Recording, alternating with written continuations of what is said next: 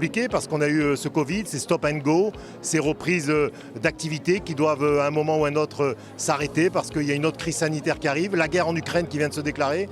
Donc c'est très compliqué, mais j'ai vanté, si vous voulez, les mérites de toutes les entreprises et les entrepreneurs parce qu'ils sont résilients et ils ont envie de réussir et faire grandir notre territoire. Et moi, à l'UPE 13, premier MEDEF territorial de France, nous sommes ravis et fiers de tout ça. Donc c'est important d'être à leur côté, j'y suis régulièrement, je continuerai à y être pour écouter aussi leurs problématiques. Aujourd'hui les entreprises ont certaines difficultés, on le sait, notamment avec l'augmentation, avec l'inflation, avec l'augmentation du coût des matières, du coût de l'énergie. Donc elles ont passé une période compliquée avec le Covid, comme les institutions d'ailleurs, ça a été très dur pour tout le monde.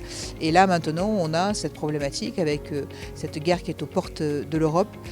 Donc il faut encore plus redoubler d'efforts pour être aux côtés des entreprises dont nous avons particulièrement besoin ici dans ce territoire et que nous voulons attirer de manière importante. Alors les Bouches-du-Rhône, il y a des atouts absolument extraordinaires.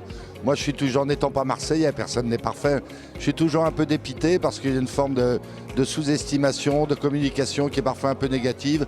Et puis il y a probablement 2-3 dossiers à régler sur le transport, sur la propreté.